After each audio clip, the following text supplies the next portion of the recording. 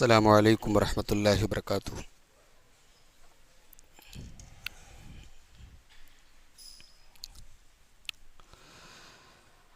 الحمد للہ نحمده ونستعینه ونستغفره ونعوذ باللہ من شرور انفسنا ومن سیئات اعمالنا، من يهده الله فلا مضل له ومن يضلل فلا هادي له، وأشهد أن لا إله إلا الله وحده لا شريك له، وأشهد أن محمدا عبده ورسوله، يا أيها الذين آمنوا اتقوا الله حق تقاته ولا تموتن إلا وأنتم مسلمون، يا أيها الناس اتقوا ربكم الذي خلقكم من نفس واحدة وخلق منها زوجها وبث منهما رجالا كثيرا ونساء، واتقوا الله الذي تساءلون به والأرحام إن الله كان عليكم رقيبا، يا أيها الذين آمنوا اتقوا الله وقولوا قولا سديدا يصلح لكم أعمالكم ويغفر لكم ذنوبكم، ومن يطع الله ورسوله فقد فاز فوزا عظيما، أما بعد فإن خير الحديث كتاب الله، وخير الهدي هدي محمد صلى الله عليه وسلم، وشر الأمور محدثاتها وكل محدثة بدعة وكل بدعة ضلالة وكل ضلالة في النار۔ اعوذ باللہ من الشیطان الرجیم، بسم اللہ الرحمن الرحیم۔ فأما من طغى وآثر الحياة الدنيا فإن الجحيم هي المأوى، وأما من خاف مقام ربه ونهى النفس عن الهوى فإن الجنة هي المأوى۔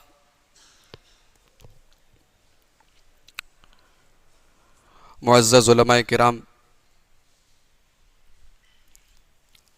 محترم بزرگوں،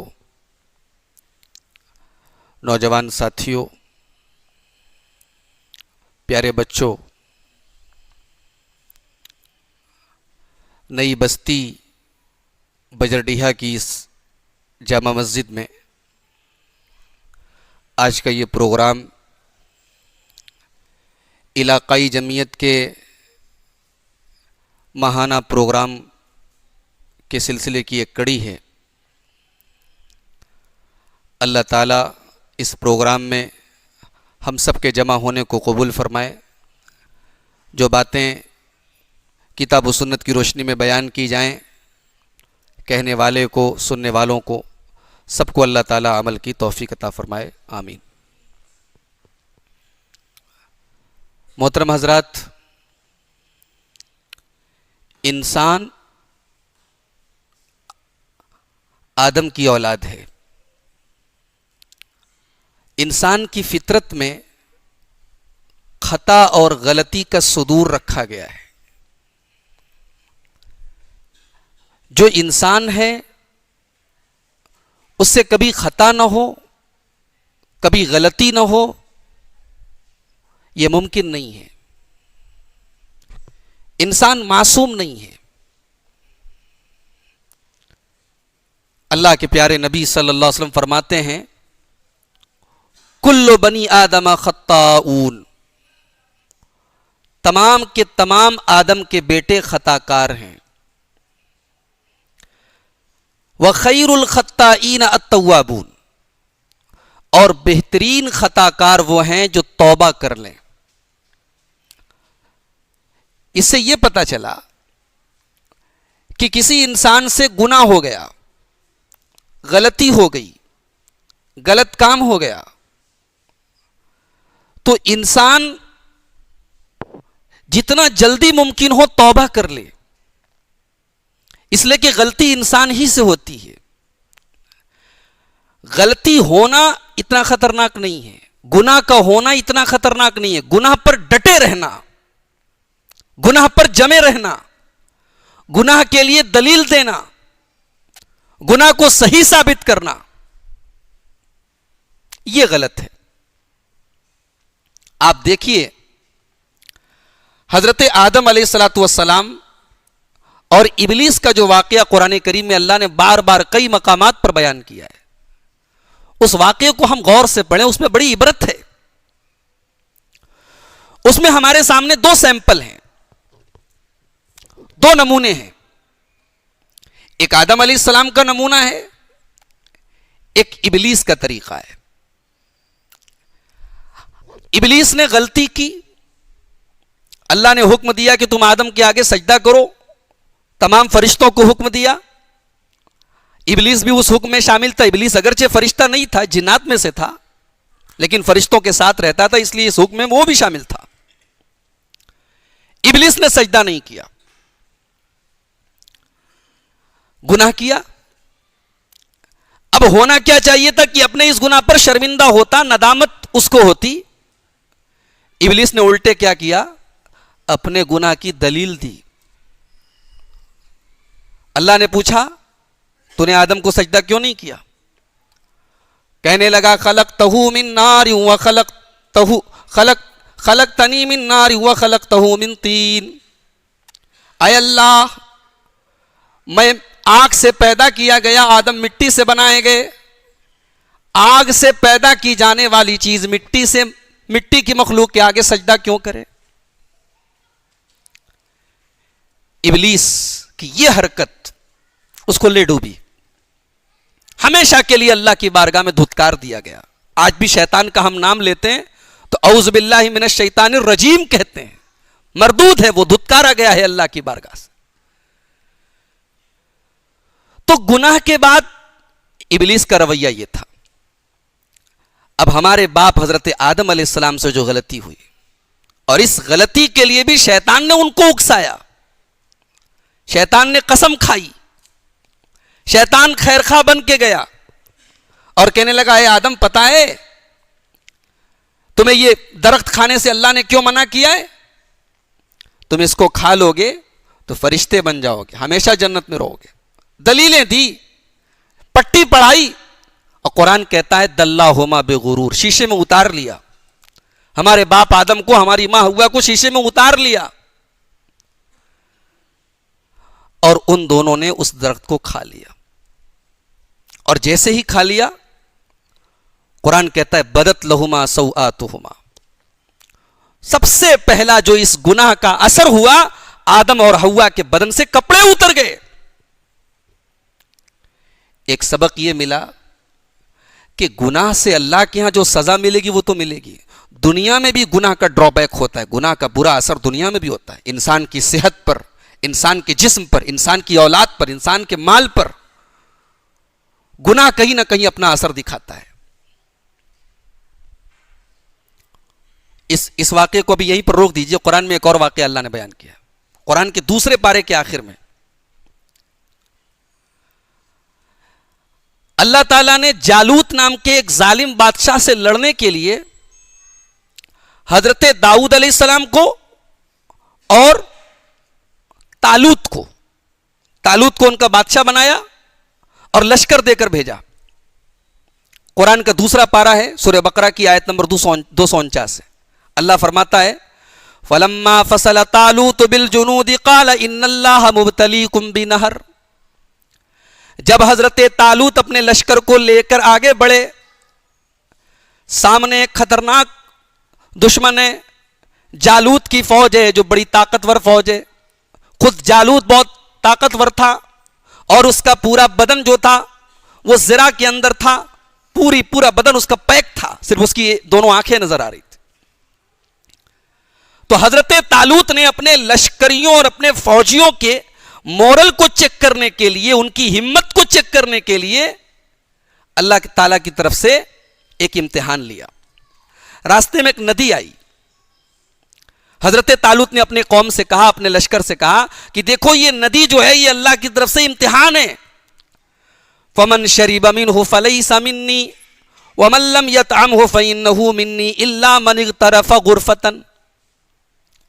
کہا ہے میرے فوجیوں یہ دریا کا پانی ہے، جو اس دریا کا پانی پی لے گا اس کا مجھ سے کوئی تعلق نہیں ہے، وہ میرا ماننے والا، میرے طریقے پر چلنے والا نہیں ہے، اور جو نہیں پیے گا وہ میرا ماننے والا، میرا ساتھی ہے.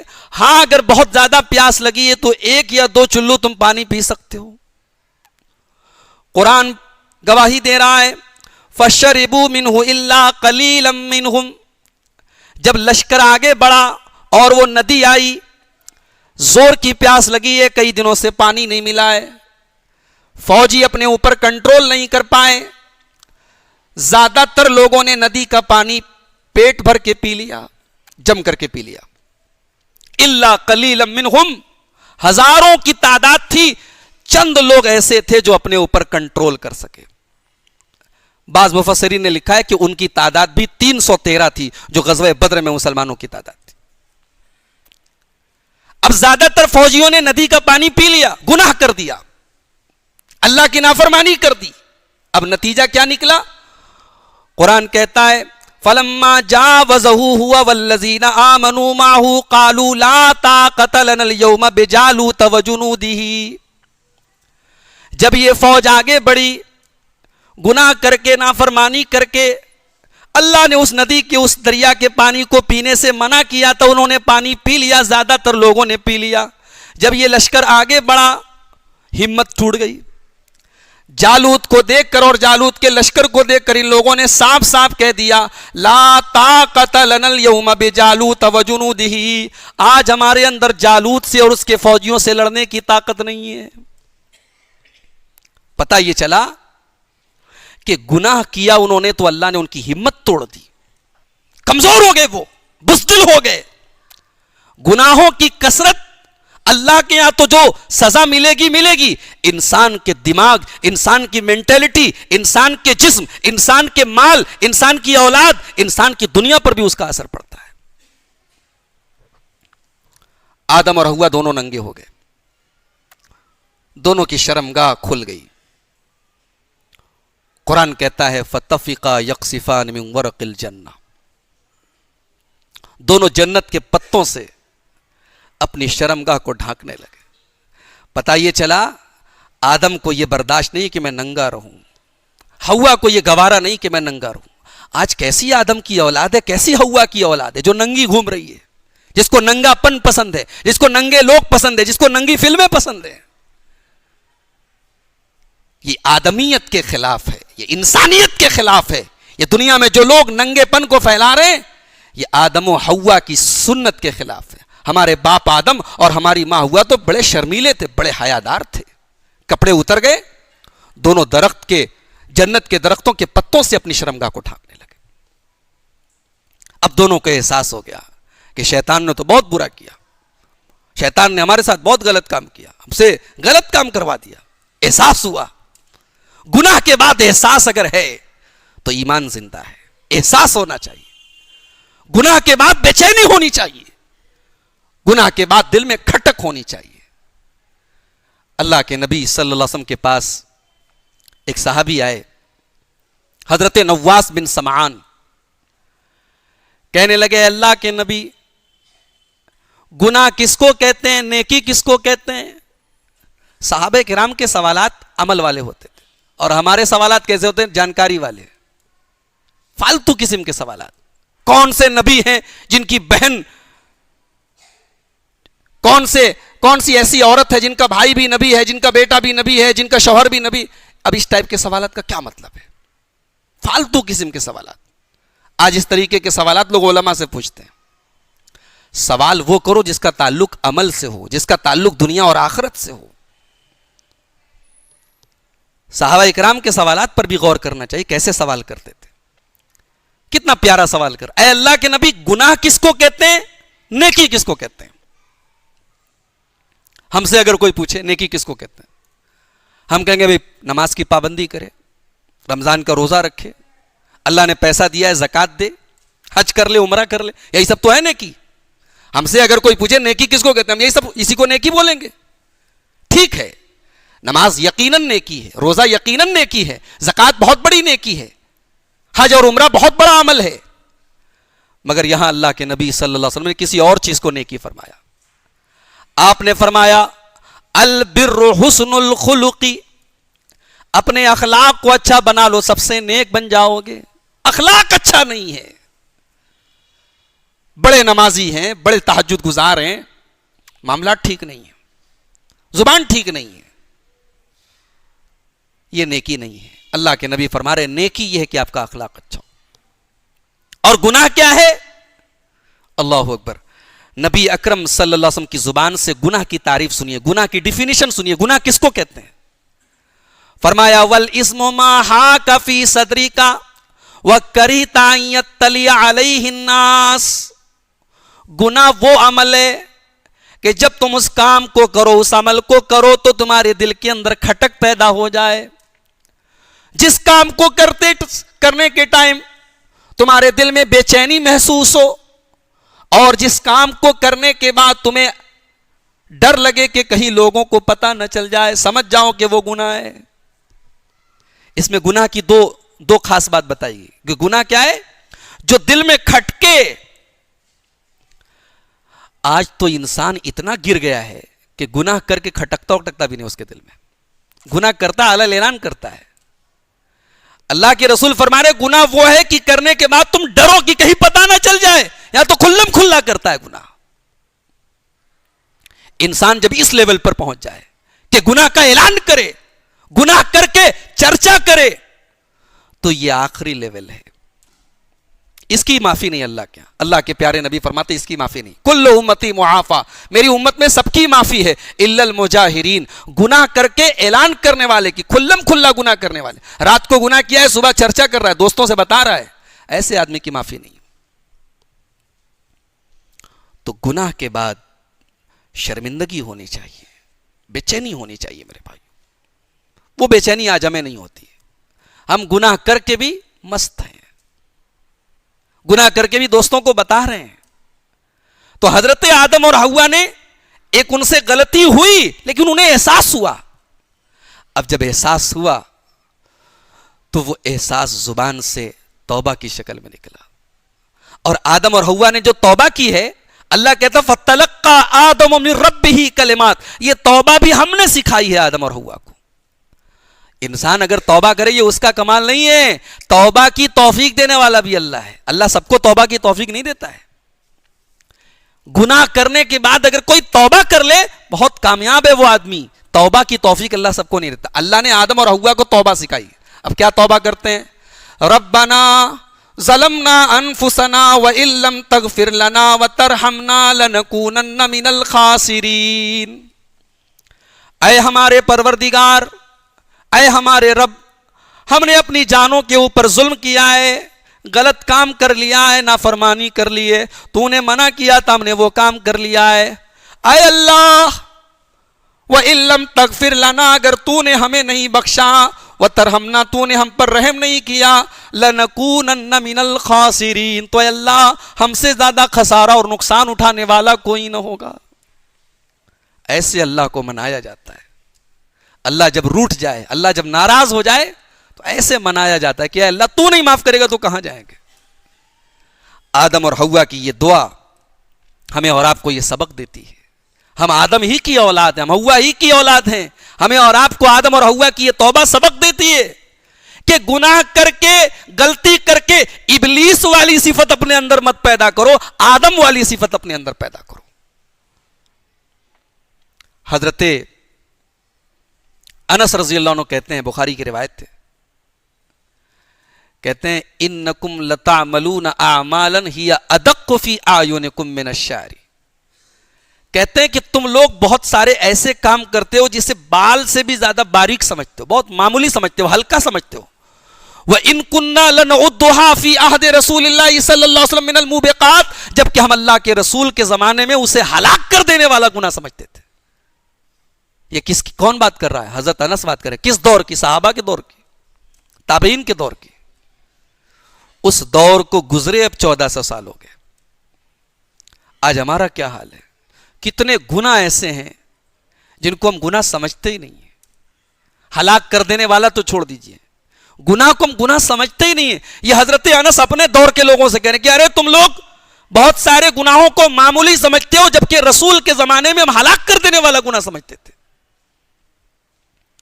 اور بخاری ہی کے اندر عبداللہ ابن مسعود رضی اللہ عنہ کی ایک حدیث ہے, اللہ کے پیارے نبی صلی اللہ علیہ وسلم فرماتے ہیں, کہتے ہیں ان المؤمن یرا ذنوبہ کأنہ قائد تحت الجبل. اللہ کے رسول فرما رہے کہ مومن سے جب کوئی غلطی ہو جاتی, کوئی گناہ ہو جاتا ہے, تو مومن کی سچویشن کیا ہوتی ہے, مومن کی حالت کیا ہوتی ہے؟ مومن ایسا محسوس کرتا ہے جیسے کسی پہاڑ کے نیچے بیٹھا ہوا ہے اور پہاڑ گرنے والا ہے. پہاڑ کے نیچے آدمی بیٹھا ہو اور یہ ڈر لگا ہو کہ پہاڑ کہیں گر نہ جائے. ایک مومن سے جب کوئی گناہ ہوتا ہے تو مومن کا یہ احساس ہوتا ہے کہ اے اللہ کہیں میرے اس گناہ پر تو پکڑ نہ کر لے میری. اور برے آدمی کا حال کیا ہوتا ہے؟ اللہ کے پیارے نبی فرماتے ہیں وَإِنَّ الْفَاجِرَ, اور برا آدمی یرا ذنوبہ کذبابٍ مر علی انفہ. برا آدمی جو ہوتا ہے, اللہ کا نافرمان جو ہوتا ہے, وہ گناہ کر کے ایسے محسوس کرتا ہے جیسے ناک پر مکھی بیٹھی اور اس کو ہکا دیا ہو, کوئی فرق نہیں پڑتا اس کو. تو میرے بھائیوں, گناہ کرنے کے بعد, غلطی کے ہونے کے بعد, گناہ کے ہونے کے بعد انسان کے اندر بے چینی محسوس ہو, کھٹک پیدا ہو, یہ ایک مومن کی نشانی ہے. انسان جلد سے جلد توبہ کر لے. تو آج کی میں اپنی اس تقریر میں آپ کو کچھ ایسے اعمال بتانا چاہتا ہوں جس سے ہمارے گناہ اللہ کے یہاں معاف ہو سکتے ہیں, یا دوسرے الفاظ میں ہم یہ کہہ سکتے ہیں کہ اللہ تعالیٰ کے یہاں گناہوں کو دھونے والے, گناہوں کو ختم کرنے والے, گناہوں کی معافی کروانے والے کچھ اعمال انشاءاللہ تقریباً 10 اعمال آپ کے سامنے آج کی اس تقریر میں ہم آپ کے سامنے بیان کریں گے. تو آئیے گفتگو شروع کرتے ہیں. مغرب بعد کا پروگرام بہت لمبا نہیں ہے. سب سے پہلا عمل جو ہمارے گناہوں کو ختم کر سکتا ہے, اللہ کے ہمارے گناہوں کی معافی ہو سکتی ہے, وضو کے بعد 2 رکعت جو نماز پڑھی جاتی ہے, کیا بولتے ہیں اس کو؟ تحیۃ الوضو. وضو کرنے کے بعد کبھی بھی کسی بھی ٹائم وضو کیا آپ نے, وضو کرنے کے بعد 2 رکعت نماز پڑھ لی. یہ جو 2 رکعت نماز پڑھی جاتی ہے وضو کے بعد, اس کو تحیۃ الوضو کہا جاتا ہے. اس کی فضیلت کیا ہے؟ مسلم شریف کے اندر ایک حدیث ہے, حضرت عثمان غنی رضی اللہ تعالیٰ عنہ اپنے ساتھیوں کے بیچ میں بیٹھے ہیں اور وضو کر رہے ہیں, پورا مکمل وضو کرتے ہیں. حدیث کے الفاظ ہیں, انہوں نے وضو کا برتن منگوایا, فَأَفْرَغَ عَلَى يَدَيْهِ مِنْ إِنَائِهِ, اور برتن سے پانی نکال کے اپنے دونوں ہاتھوں کو دھویا. ثُمَّ أَدْخَلَ يَمِينَهُ فِي الْوُضُوءِ ثُمَّ تَمَزْمَزَ وَاسْتَنْشَقَ, پھر کلی کی, ناک میں پانی ڈالا, ناک جھاڑی, پھر چہرے کو دھلا, پھر دونوں ہاتھوں کو دھلا, پھر سر کا مسح کیا, پھر دونوں پیروں کو دھلا, اور پھر کہنے لگے رأیت النبی صلی اللہ علیہ وسلم یتوضأ نحو وضوئی ھذا, میں نے اپنے نبی صلی اللہ علیہ وسلم کو دیکھا آپ ایسے ہی وضو کرتے تھے, اور وضو کرنے کے بعد اللہ کے نبی فرمایا کرتے تھے من توضأ نحو وضوئی ھذا, جو میرے وضو کی طرح وضو کرے, میرے اس وضو کی طرح وضو کرے, ثم صلی رکعتین, پھر 2 رکعت نماز پڑھے, لا یحدث فیہما نفسہ, اور اس 2 رکعت نماز میں کوئی دنیا کی بات نہ کرے, دنیا کا خیال اپنے دل میں نہ لائے, دنیا کے بارے میں نہ سوچے, غفر اللہ لہ ما تقدم من ذنبہ, اس کے پچھلے تمام کے تمام گناہ معاف ہو جائیں گے. ایک سبق تو یہ ملا کہ آدمی وضو کرے تو پتہ کرے کہ رسول کا وضو کیسا تھا, نبی کا وضو کیسا تھا. وضو ہے, نماز ہے, تمام عبادتیں, عبادت میں نبی کی اتباع ضروری ہے. اللہ کے یہاں عبادت تبھی قبول ہوگی جب نبی کے طریقے پر ہوگی, نبی کی اتباع کے مطابق ہوگی. تو اللہ کے رسول کے بتائے ہوئے طریقے کے مطابق اگر کوئی وضو کرے اور وضو کر کے 2 رکعت نماز پڑھے, اور اس نماز میں کوئی ادھر ادھر کا خیال اپنے دماغ میں نہ لائے, تو اللہ کے نبی گارنٹی دے رہے ہیں اس کے تمام گناہ معاف ہو جائیں گے. کوئی بہت مشکل کام ہے؟ جب وضو کریں 2 رکعت نماز پڑھ لیں. مگر ہم لوگوں کا تو حال یہ ہے کہ اگر 7:30 بجے عشاء کی اذان ہے اور 7:45 بجے جماعت ہے, تو ہم لوگ جو ہے 8:44 پر اپنے گھر سے نکلیں گے, 1 منٹ کی مارجن لے کے چلیں گے. کتنے ہم موبائل کے لیے ہمارے پاس ٹائم ہی ٹائم ہے, فالتو گپ شپ کے لیے ٹائم. ہم 5 منٹ پہلے اللہ کے گھر میں نہیں آ سکتے. کبھی آپ حدیث کی کتابوں میں دیکھیے صحابہ کرام کی کبھی نماز نہیں چھوٹتی تھی, کبھی قضا نہیں ہوتی تھی. علماء پریشان ہیں, قضا کے مسائل حدیث میں نہیں ملتے, مسبوق کے مسائل حدیث میں نہیں ملتے. کسی کی 1 رکعت 2 رکعت چھوٹ جائے, اب کیسے پورا کرے گا, اس کی تفصیل اس کی ڈیٹیل حدیثوں میں نہیں ملتی. کیوں؟ صحابہ کی نمازیں چھوٹتی نہیں تھی, وہ صف اول میں شریک ہوتے تھے, وہ پہلی تکبیر میں شامل ہوتے تھے, وہ نماز کے پہلے پہنچ جاتے تھے, جبکہ وہ گھڑی کا ٹائم نہیں تھا, وہ گھڑی کا دور نہیں تھا, وہ 15 منٹ اور 10 منٹ کا ٹائم لے کر نہیں چلتے تھے. تو میرے بھائیوں, تھوڑا سا ٹائم نکالیں, جب بھی وضو کریں 2 رکعت نماز پڑھ لیں. یہ جو تحیۃ الوضو کی نماز ہے, یہ آپ کے گناہوں کا کفارہ بنے گی, آپ کے گناہوں کی معافی کا سبب بنے گی. اللہ کے پیارے نبی جب معراج کے سفر پہ گئے تو آپ کو جنت دکھائی گئی, تو آپ نے جنت میں کسی کے قدموں کی آہٹ سنی, تو آپ کو بتایا گیا کہ یہ حضرت بلال کے قدموں کی آہٹ ہے, اور وہ آہٹ آپ نے اپنے آگے سنی. تو آپ صلی اللہ علیہ وسلم نے حضرت بلال سے پوچھا کہ اے بلال, میں نے جنت میں تمہارے قدموں کی آہٹ سنی, تم ایسا کیا عمل کرتے ہو؟ حضرت بلال نے کہا, میں جب بھی بے وضو ہوتا ہوں, جب بھی میرا وضو ٹوٹ جاتا ہے, پیشاب کیا, پاخانہ کیا, سو گیا, تو جب میرا وضو ٹوٹ جاتا ہے میں فوراً وضو کرتا ہوں, اور جب وضو کرتا ہوں 2 رکعت نماز پڑھتا ہوں. یہ حضرت بلال کا معمول تھا, وہ ہمیشہ باوضو رہتے تھے. جیسے ہی وضو ٹوٹ گیا, کوئی ایسا کام کرنا پڑا جس کی وجہ سے وضو ٹوٹ گیا, تو فوراً وضو کرتے تھے اور وضو کر کے 2 رکعت نماز پڑھتے تھے. تو یہ پہلا عمل ہے جو ہمارے گناہوں کی معافی کا سبب بنے گا. نمبر 2, دوسرا عمل, آئیے حدیث پڑھ کے سنا دیتا ہوں, سمجھ میں آ جائے گا. یہ حدیث مسلم شریف کے اندر ہے, کتاب الطہارہ کے اندر. حضرت ابو ہریرہ رضی اللہ عنہ کہتے ہیں, اللہ کے پیارے نبی صلی اللہ علیہ وسلم فرمایا, الا ادلکم علی ما یمحو اللہ بہ الخطایا, اے میرے صحابہ, کیا میں تمہیں وہ عمل نہ بتا دوں کہ اگر وہ عمل کرو گے تو اللہ تمہارے تمام کے تمام گناہوں کو معاف فرما دے گا, وَيَرْفَعُ بِهِ الدَّرَجَاتِ, اور تمہارے درجات کو بلند کر دے گا. صحابہ کرام تو انتظار میں رہتے تھے ایسی چیزوں کے. کہا ہے کہ اے اللہ کے رسول ضرور بتائیے. آپ نے فرمایا, اسباغ الوضوء علی المکارہ, اسباغ الوضوء علی المکارہ, ناپسندیدگی کے باوجود مکمل وضو کرنا. جاڑے کا موسم ہے, ٹنکی کا پانی ہے, ٹھنڈا پانی ہے, ہاتھ لگاؤ تو ڈر لگ رہا ہے, تو اب آدمی وضو کیسے کرے گا؟ وضو تو کرنا ہے, مکمل وضو کرے, چاہے وہ گرمی کے موسم میں گرم پانی ہو, چاہے وہ ٹھنڈی کے موسم میں ٹھنڈا پانی ہو. اب اس سے یہ مسئلہ مت نکالیے گا کہ سردی کے موسم میں ٹھنڈے ہی پانی سے وضو کرنا چاہیے. اللہ نے فیسلٹی دی, اگر آپ کو, آپ گرم پانی سے وضو کریں, وہ مسئلہ نہیں ہے. مسئلہ یہ ہے کہ آپ کا وضو اسباغ الوضو ہونا چاہیے, مکمل وضو ہونا چاہیے. وضو میں کنجوسی نہیں ہونی چاہیے. وضو میں جتنی چیزوں کو دھونے کا حکم ہے, تمام اعضاء کو مکمل دھوئیے. ہمارے بہت سارے بھائی وضو کرتے ہیں, خیال نہیں رکھتے, کسی کی ایڑی سوکھی رہ جاتی ہے, کسی کا چہرہ کمپلیٹ نہیں, کسی کی کوہنی سوکھی رہ جاتی ہے.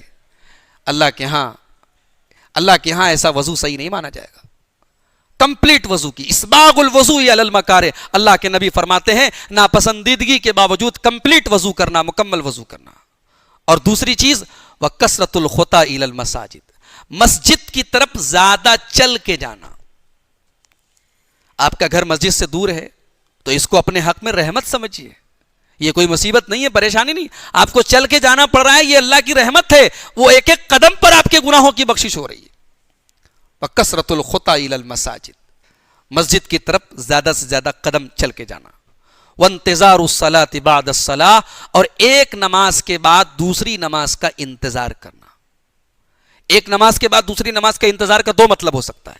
ایک مطلب تو یہ ہے کہ آدمی مغرب پڑھ کے بیٹھا ہے مسجد میں, قرآن پڑھ رہا ہے, اللہ کا ذکر کر رہا ہے, اب عشاء کی نماز پڑھ کے تب گھر جا رہا ہے. ایک مطلب تو یہ ہے. اور دوسرا مطلب یہ ہے کہ ظہر پڑھ کے آیا, اب اپنے کام میں لگا ہے, لیکن دماغ اس میں لگایا کہ 3:15 بجے عصر کی اذان ہے, نماز کے ٹائم میں کہاں رہوں گا. نماز کی فکر ہے, نماز کی چنتا ہے.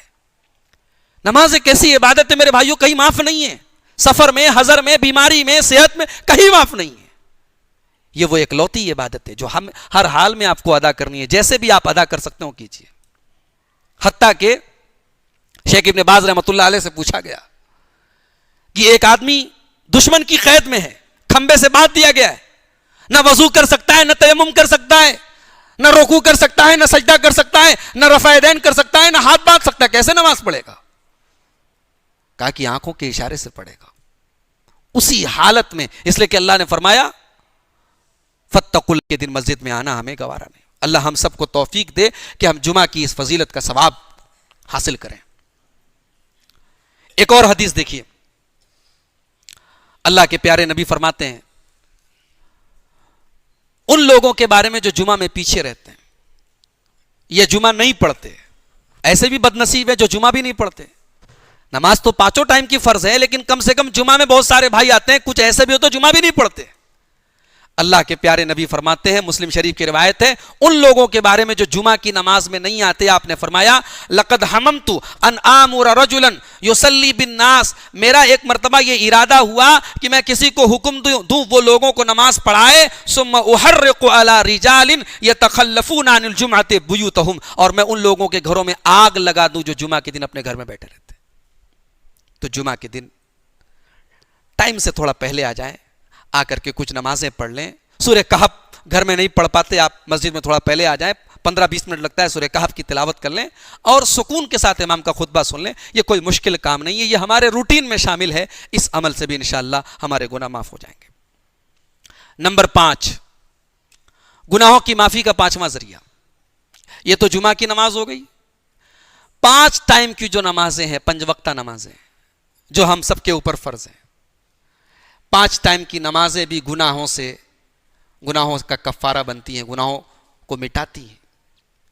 اللہ تعالیٰ قرآن کریم کے 21ویں پارے میں کہتا ہے ان الصلاۃ تنہی عن الفحشاء والمنکر, نماز کی پابندی کرو, نماز تمہیں بے حیائی سے, غلط کاموں سے روکتی ہے. روکنے کا 2 مطلب ہے. نماز کی پابندی آپ کریں گے, نمازی ہوں گے آپ, آٹومیٹک اللہ تعالیٰ آپ کے دل میں گناہ کی نفرت ڈال دے گا, گناہ کے قریب آپ نہیں جائیں گے, غلط کاموں کے قریب نہیں جائیں گے. دوسرا مطلب یہ کہ آپ جب نماز کی پابندی کریں گے تو گناہوں کی اللہ تعالیٰ, جو پچھلے گناہ جو آپ نے کیے ان کو اللہ تعالیٰ معاف فرما دے گا. گناہوں کی معافی بھی ہوتی ہے نماز سے. اسی لیے اللہ کے پیارے نبی بخاری اور مسلم کی حدیث میں 5 ٹائم کی نمازوں کی مثال دیتے ہوئے فرماتے ہیں ارأیتم لو ان بباب احدکم نہرا, اے میرے صحابہ یہ بتاؤ اگر کسی کے دروازے پر نہر لگی ہو, نہر جاری ہو, اور وہ 5 ٹائم اپنے دروازے کی اس نہر پر غسل کرتا ہو, نہاتا ہو, 5 ٹائم نہانے والا انسان ہے, رگڑ رگڑ کے نہا رہا ہے, غسل کر رہا ہے, فَهَلْ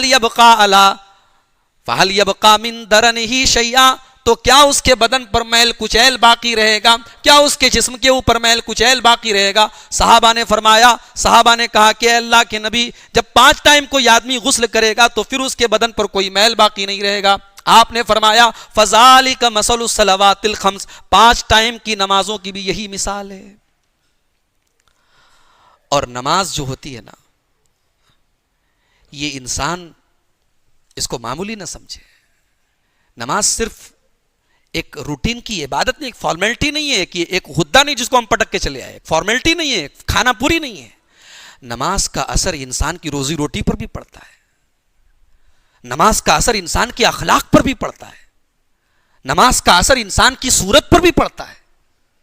اسی لیے قرآن میں اللہ نے جب نبی کے صحابہ کا ذکر کیا تو خاص طور سے کہا سیماہم فی وجوہہم من اثر السجود, ان کے چہروں پر سجدوں کا نشان ہے. سجدوں کی پابندی, نماز کی پابندی انسان کے اخلاق کو بدلتی ہے. میرے پیارے بھائیوں, بے نمازی اور نمازی کبھی برابر نہیں ہو سکتے. تو نماز کی پابندی کریں. نماز کی پابندی سے بھی گناہ معاف ہوتے ہیں. ان الحسنات یذہبن السیئات, گناہوں کو نیکیاں کھا جاتی ہیں, نیکیاں گناہوں کو ختم کر دیتی ہیں, مٹا دیتی ہیں. نمبر 6, ایک تسبیح ہے, ایک آسان سی تسبیح ہے, اس کو اٹھتے بیٹھتے چلتے پھرتے پڑھتے رہا کیجئے, اس سے بھی گناہ معاف ہوتے ہیں. اللہ کے پیارے نبی فرماتے ہیں جس نے سبحان اللہ و بحمدہ دن بھر میں 100 مرتبہ کہا, سبحان اللہ و بحمدہ جس نے 100 مرتبہ کہا, حطت خطایاہ و ان کانت مثل زبد البحر, اس کے گناہ معاف ہو جائیں گے اگرچہ سمندر کی جھاگ کے برابر کیوں نہ ہو. سمندر کی جھاگ کتنی ہوتی ہے, سمندر کا کتنا پانی کتنا ہوتا ہے, پانی کے اوپر جھاگ کتنی ہوتی ہے, یعنی اس کے کتنے بھی گناہ ہوں, اگر 100 مرتبہ سبحان اللہ و بحمدہ پڑھتا رہے تو اللہ کی معافی ہو جائے گی. یہ سبحان اللہ و بحمدہ اور سبحان اللہ العظیم, یہ 2 کلمے ہیں. بخاری شریف کی آخری حدیث میں اللہ کے نبی نے فرمایا کہ کلمتان خفیفتان علی اللسان ثقیلتان فی المیزان حبیبتان الی الرحمن سبحان اللہ و بحمدہ سبحان اللہ العظیم.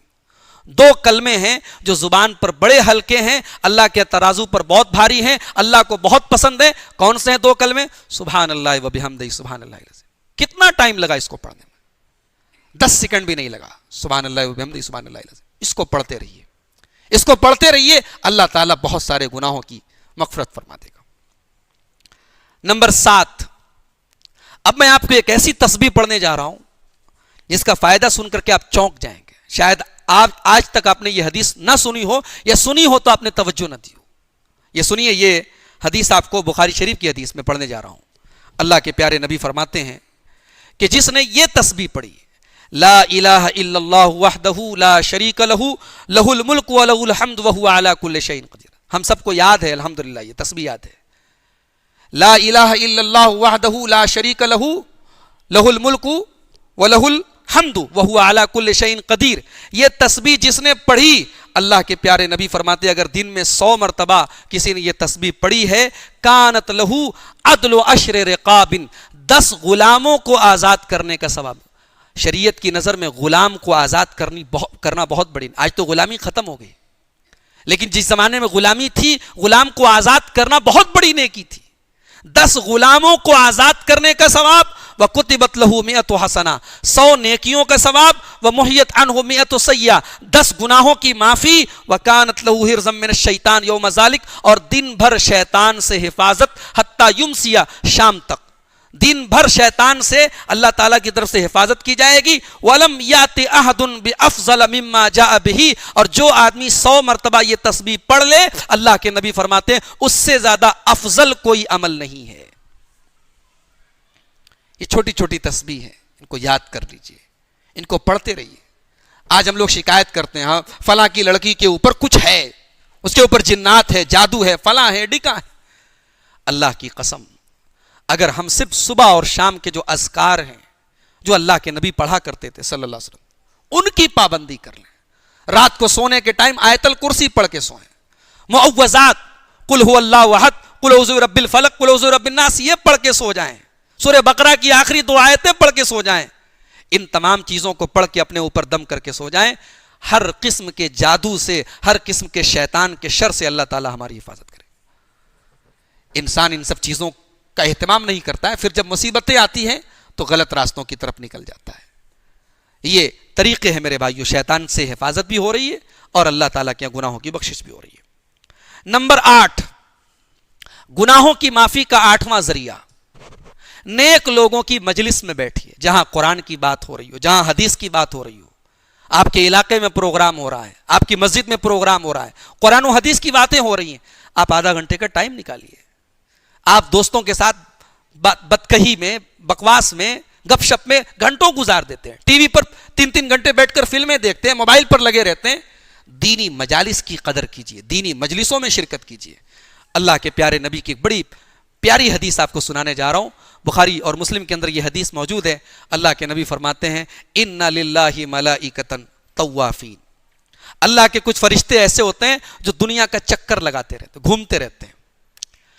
کس لیے گھومتے رہتے ہیں؟ وہ تلاش کرتے رہتے ہیں کہاں پر اللہ کا ذکر ہو رہا ہے، کہاں قرآن بیان ہو رہا ہے، کہاں حدیث بیان ہو رہی ہے. آج ہمارے یہاں مسجدوں میں درس حدیث نہیں ہوتا، درس قرآن نہیں ہوتا. کہیں کہیں ہوتا ہے تو ہم لوگ اتنے بڑے علامہ ہیں، فتویٰ لگانے لگتے ہیں، ارے یہ کیا ہر نماز میں، ہر روزانہ کیوں درس کیا جا رہا ہے. قرآن کی بات ہو رہی ہے، حدیث اور بیان کی جا رہی ہے، کیا حرج ہے؟ درس قرآن اور درس حدیث بڑے بڑے جلسوں پر بھاری ہے. یہ جو 5 منٹ کی آدمی حدیث سن کے جاتا ہے، قرآن سن کے جاتا ہے، وہ دماغ میں بیٹھ جاتا ہے، پھر آدمی اس پر عمل کرتا ہے. لیکن نہیں صاحب، ہمیں وہ جلسے چاہیے رات بھر والے، لیکن درس حدیث نہیں چاہیے. تو اللہ کے کچھ فرشتے ایسے ہوتے جو دنیا کا چکر لگاتے رہتے ہیں، اور جہاں دیکھتے ہیں کہ اللہ کا ذکر ہو رہا ہے تو اپنے ساتھیوں سے کہتے ہیں یہاں آ جاؤ، یہاں بیٹھو، یہ ہمارے مطلب کی جگہ ہے. پھر وہاں اللہ کے نبی فرماتے ہیں کہ اس مجلس کو گھیر لیتے ہیں. پھر جب وہ فرشتے اللہ کے یہاں جاتے ہیں، اللہ تعالیٰ ان سے سوال کرتا ہے کیف وجدتم عبادی، اے فرشتو تم نے میرے بندوں کو کس حال میں پایا، میرے بندے کیا کر رہے تھے؟ فرشتے جواب دیتے ہیں اللہ تیرے فرشتے تیرا ذکر کر رہے تھے، تیری تسبیح بیان کر رہے تھے، تیری بڑائی بیان کر رہے تھے، تیری بزرگی بیان کر رہے تھے۔ اللہ پوچھتا ہے وَهَلْ رَأَوْنِي، کیا ان میرے بندوں نے مجھے دیکھا ہے، میرا دیدار کیا ہے؟ اے اللہ انہوں نے تیرا دیدار نہیں کیا ہے، تجھے نہیں دیکھا ہے۔ اے فرشتوں فَكَيْفَ لَوْ رَأَوْنِي، اگر میرے بندے میرا دیدار کر لیں، مجھے دیکھ لیں تو کیا حال ہوگا؟ فرشتے جواب دیتے ہیں اے اللہ وہ اور زیادہ تیری تسبیح بیان کریں گے، اور زیادہ تیری بڑائی بیان کریں گے، اور زیادہ تیرا ذکر کریں گے۔ پھر اللہ پوچھتا ہے اے میرے فرشتوں میرے بندے کیا مانگ رہے ہیں مجھ سے؟ فرشتے کہتے ہیں اللہ تیرے بندے تجھ سے جنت مانگ رہے ہیں۔ اللہ پوچھتا ہے کیا میرے بندوں نے جنت کو دیکھا ہے؟ نہیں ہے اللہ جنت کو نہیں دیکھا ہے۔ اگر وہ جنت کو دیکھ لیں گے تو کیا حال ہوگا؟ اے اللہ اگر وہ جنت کو دیکھ لیں گے تو اور زیادہ جنت کی طلب کریں گے، اور زیادہ جنت کو حاصل کرنے کی کوشش کریں گے۔ اے میرے فرشتوں میرے بندے کس چیز سے میری پناہ مانگ رہے ہیں؟ اے اللہ وہ جہنم سے تیری پناہ مانگ رہے ہیں۔ اے میرے فرشتوں کیا میرے بندوں نے جہنم کو دیکھا ہے؟ نہیں ہے اللہ انہوں نے جہنم کو نہیں دیکھا ہے۔ فَكَيْفَ لَوْ رَأَوْهَا، اگر وہ جہنم کو دیکھ لیں گے تو کیا حال ہوگا؟ اے اللہ کانو اکثر منہا حربا، وہ اور زیادہ جہنم سے بھاگنے کی، جہنم سے بچنے کی کوشش کریں گے۔ اللہ فرماتا ہے جاؤ میرے فرشتوں میں تمہیں گواہ بنا کے کہتا ہوں میرے بندے مجھ سے جنت مانگ رہے ہیں، مجھ سے جہنم سے پناہ مانگ رہے ہیں، جاؤ میں تمہیں گواہ بنا کے کہتا ہوں میں اپنے ان تمام بندوں کی بخشش کر رہا ہوں۔ دینی مجالس میں بیٹھنے سے، قرآن و سنت جہاں بیان ہوتا ہو ایسی مجلس میں بیٹھنے سے اللہ گناہ معاف کرتا ہے۔ فرشتے کہتے ہیں اللہ ایک آدمی ایسا بھی تھا وہ کسی کام سے ادھر سے جا رہا تھا، اس مجلس میں شریک ہونا اس کا مقصد نہیں تھا، کوئی اور کام تھا، اس نے دیکھا کہ دینی بات ہو رہی ہے، اللہ کا ذکر ہو رہا ہے، اللہ کے رسول کی حدیث سے بیان ہو رہی ہے، بیٹھ گیا وہ۔ تو اے اللہ کیا اس کی بھی بخشش ہو جائے گی؟ تو اس کا مقصد تو وہ نہیں تھا، تو کیا اس کی بھی بخشش ہو جائے گی؟ اللہ فرماتا ہے ہم الجلساء لا یشقی بہم جلیسہم، یہ ایسی مجلس ہے جہاں کوئی بد نصیب نہیں ہے، سب خوش نصیب ہے، کوئی بد نصیب نہیں ہے۔ جو بغیر مقصد کیا ہے اللہ کہتا میں اس کی بھی بخشش کر دوں گا۔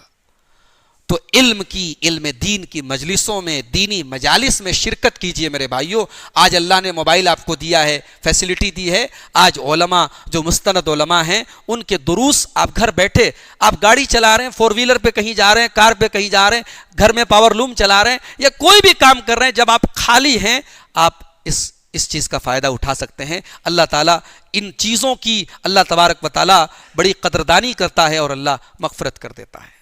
نمبر 9 گناہوں کی معافی کا نواں ذریعہ، راستے سے تکلیف دہ چیز کو ہٹا دینا۔ اللہ کے پیارے نبی صلی اللہ علیہ وسلم فرماتے ہیں بینما رجل یمشی بطریق، ایک آدمی راستے میں جا رہا تھا، وجد غصن شوک، اس نے کانٹے دار ٹہنی کو راستے میں پایا، فاخرہ، اس ٹہنی کو کنارے کر دیا، بیچ راستے میں پڑی تھی کنارے کر دیا، فشکر اللہ لہ، اللہ نے اس کی اس نیکی کو قبول کیا، فغفر لہ، اس کی بخشش کر دی۔ راستے میں کیلے کا چھلکا پڑا ہے، یہ جو پتنگ اڑاتے ہیں، پتنگ کا وہ جو ماجا ہوتا ہے پتنگ کا، جس کو ہمارے یہاں نک بولتے ہیں، نک، وہ پیروں میں پھنس جاتی، لوگ گر جاتے، اس کو آپ کنارے کر دیجئے۔ کوئی گندی چیز ہے، کوئی ایسی ٹھوکر کی چیز ہے، لوگوں کو تکلیف ہو رہی ہے، آپ کنارے کر دیجئے۔ ہم اس کو معمولی سمجھ رہے ہیں، اللہ کی بخشش ہو رہی ہے اس سے۔ کسی مسلمان کے کام آنا، کسی مسلمان کی ضرورت پوری کرنا، یہ کوئی معمولی چیز نہیں ہے۔ اللہ کے پیارے نبی صلی اللہ علیہ وسلم فرماتے ہیں من نفس عن مؤمن کربۃ من کرب الدنیا نفس اللہ عنہ کربۃ من کرب یوم القیامہ۔ ہمارا کوئی بھائی بیمار ہے، ہم دوا علاج میں اس کی مدد کر سکتے ہیں، اس کو ہاسپٹل لے کر جا سکتے ہیں، کسی اچھے ڈاکٹر سے ہمارا کانٹیکٹ، ہم بات کرا سکتے ہیں، ڈاکٹر کے یہاں اپوائنٹمنٹ دلا سکتے ہیں، کچھ بھی ہم اس کے دنیا کے کسی مصیبت میں کام آ جائیں، اللہ کے نبی فرماتے ہیں قیامت کے دن اللہ تمہارے کام آئے گا۔ دنیا کی مصیبت قیامت کے دن کی مصیبت کے مقابلے میں بہت ہلکی ہے۔ دنیا کی مصیبت تو پھر بھی کوئی نہ کوئی دور کر دے گا، مگر قیامت کے دن کی مصیبت صرف اللہ دور کر سکتا ہے۔ اللہ کے نبی فرماتے ہیں کسی کی تکلیف دور کر دو، اللہ تمہاری تکلیف کو دور کر دے گا۔ ومن یسر علی معسر، کوئی پریشانی میں ہے۔ زکوٰۃ اور صدقہ یہی نہیں ہے کہ ہمارے یہاں کوئی چندہ لینے آئے اور اپنا نام کا اعلان کر کے اور رسید کٹوا کے ہم چندہ دے دیں۔ ہمارے اور آپ کے ماحول میں کتنے ایسے خوددار لوگ ہیں، کتنے ایسے خوددار لوگ ہیں، آپ کے ساتھ اٹھتے ہیں بیٹھتے ہیں لیکن آپ کو پتہ بھی نہیں لگنے دیتے کہ انہوں نے شام کو کھانا نہیں کھایا ہے، ان کے گھر میں کھانا نہیں بنا ہے۔ ان خوددار لوگوں کا جو کسی کے آگے ہاتھ نہیں پھیلاتے، ان تنگ دستوں کا بھی خیال رکھیں، نیکی کریں اور اتنے چپکے سے کریں کہ اللہ کے نبی فرماتے ہیں کہ بائیں ہاتھ کو پتہ بھی نہ چلے کہ دائیں ہاتھ نے کیا خرچ کیا۔ حضرت علی ابن حسین، امام حسین، حضرت حسین رضی اللہ عنہ جن کو شہید کربلا بھی کہا جاتا ہے، جو کربلا میں شہید ہوئے حضرت حسین اللہ کے رسول کے نواسے، ان کے ایک بیٹے تھے علی ابن حسین جن کو زین العابدین کہا جاتا ہے۔ ان کا ایک واقعہ ان کی سیرت نگاروں نے لکھا ہے کہ حضرت زین العابدین رحمت اللہ علیہ کا جب انتقال ہوا، ان کو جب نہلانے لگے تو پیٹھ پر بوریوں کے نشان ملے، ان کی پیٹھ پر بوریوں کے نشان ملے۔ تو پتا چلا کہ یہ بوریوں کے نشان کیوں ہیں؟ مدینہ کے کچھ غریب پریواروں میں ہر مہینے کی پہلی تاریخ کو کوئی اللہ کا بندہ جاتا تھا اور دروازے پہ اناج کی بوری، مہینے بھر کے راشن کی بوری رکھ کے چلا آتا تھا۔ کئی مدینہ کے ایسے پریوار تھے، غریب پریوار، جن کے گھر کی مہینے کی پہلی تاریخ میں جن کے گھر میں کوئی اللہ کا بندہ جا کے کر دیتا تھا یہ کام اور ان کو پتا بھی نہیں تھا۔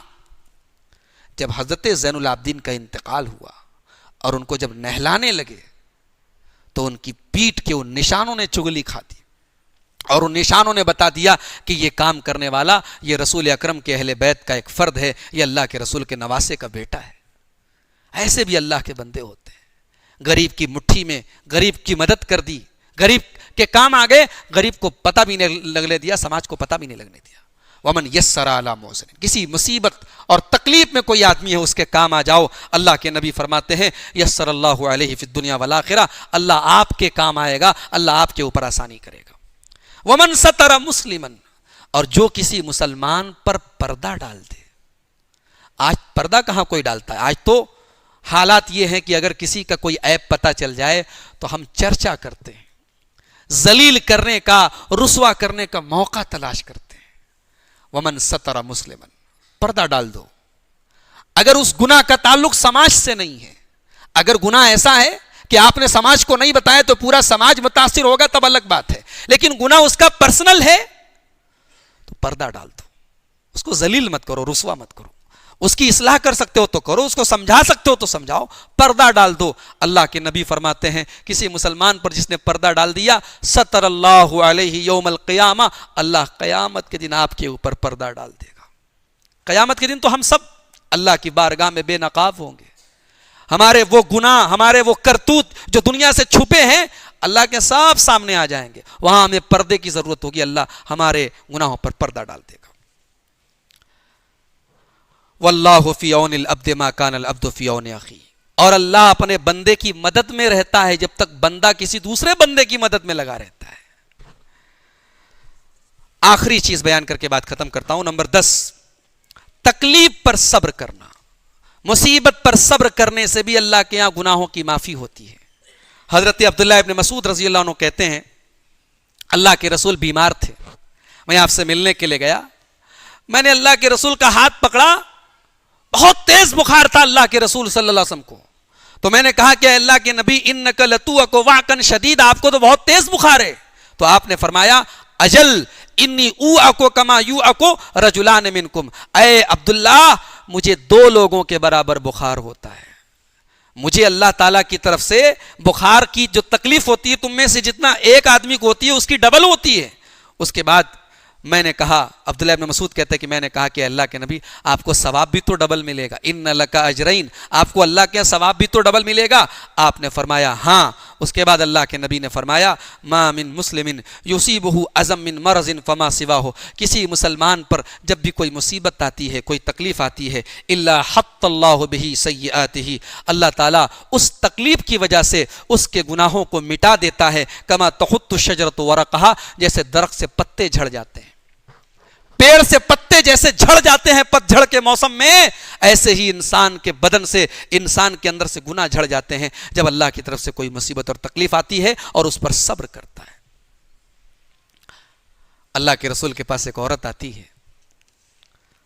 کالی کلوٹی عورت ہے، سیاہ فام عورت ہے، آ کر کے کہتی ہے اللہ کے نبی انی لعسر، مجھے مرگی کا دورہ آتا ہے، مجھے چکر آتا ہے، مرگی کا دورہ آتا ہے، وانی اتکشف، بخاری کے الفاظ ہیں، کہتی ہے جب یہ دورہ آتا ہے میں ننگی ہو جاتی ہوں، فدع اللہ لی، اے اللہ کے نبی دعا کر دیجئے اللہ سے یہ تکلیف دور ہو جائے، یہ مصیبت دور ہو جائے۔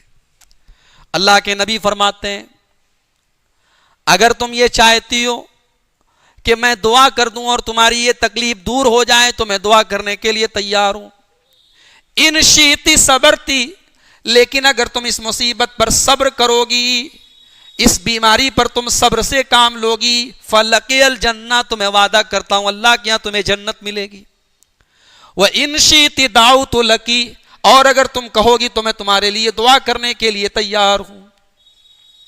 میرے پیارے بھائیوں، اب اس عورت کے سامنے دو راستے ہیں، ایک طرف مرگی کی خطرناک بیماری ہے اور دوسری طرف جنت مل رہی ہے۔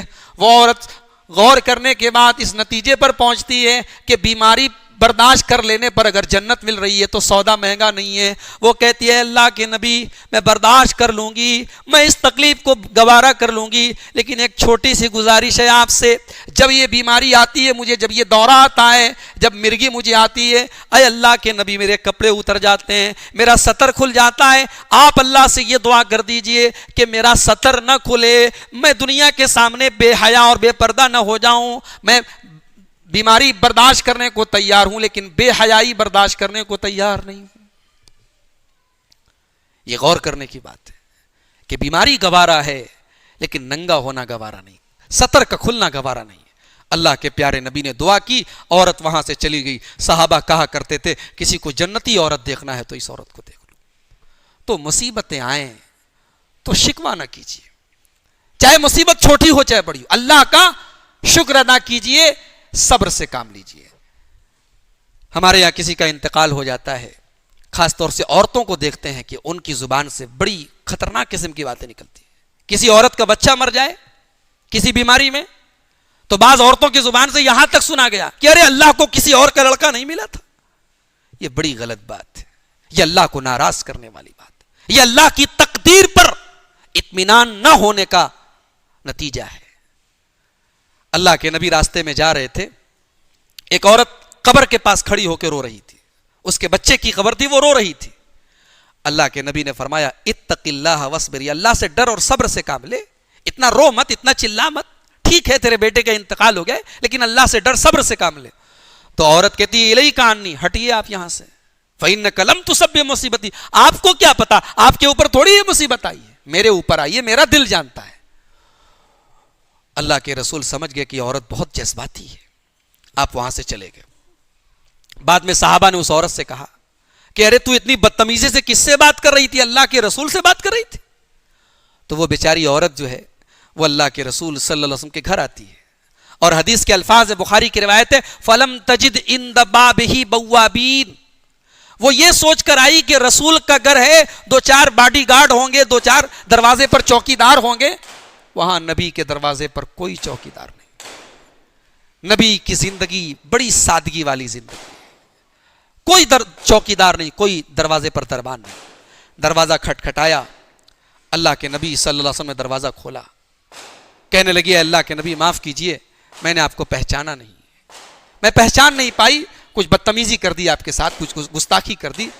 اللہ کے نبی نے فرمایا انما الصبر عند الصدمۃ الاولی، انما الصبر عند الصدمۃ الاولی، جب کسی مصیبت کا آغاز ہو، جب کسی مصیبت کی سٹارٹنگ ہو، جب کسی مصیبت کی شروعات ہو تو وہ ٹائم صبر کا ہوتا ہے۔